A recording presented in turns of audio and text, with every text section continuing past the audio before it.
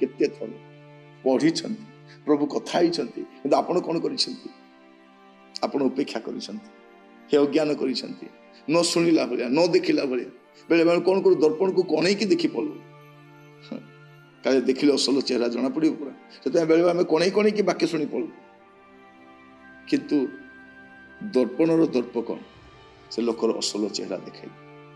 ପ୍ରଭୁଙ୍କୁ ଧନ୍ୟବାଦ ଦେବା ଦରକାର ଯେ ପ୍ରକାରକୁ ପୁସ୍ତକ ପ୍ରଭୁ ଦେଇଛନ୍ତି, ସେଟା ପଢ଼ିଲେ ଆପଣଙ୍କୁ ଲାଗିବ କି ଆପଣଙ୍କୁ ଅସଲ ଚେହେରା ଦେଖାଇ ଦେଉଛି, କି ଆପଣଙ୍କ ସହିତ କଥା ହେଉଛନ୍ତି, ପାଖରେ ବସି ଆପଣଙ୍କ ସହିତ ଗପସପ କରୁଛନ୍ତି, ଆପଣଙ୍କ ଅସଲ ରୂପ ଦେଖାଇ ଦେଉଛନ୍ତି।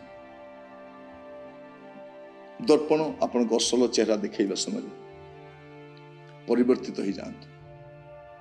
ଯଦି ଦର୍ପଣରେ ଦେଖି ଜୀବନ ସଜାଡ଼ିବେ ନାହିଁ, ବାହାରେ ଯାଇ ଉପଦସ୍ତ ହେବେ ଆପଣ ଯେ ତୁ ଦର୍ପଣ ଦେଖିଥିଲୁ ନା। ବେଳେବେଳେ ସମସ୍ତେ ପଚାରୁଛୁ, ସକାଳେ ଦର୍ପଣ ଦେଖିଛୁ? ତ ମୁହଁକୁ ଟିକେ ଦେଖେ।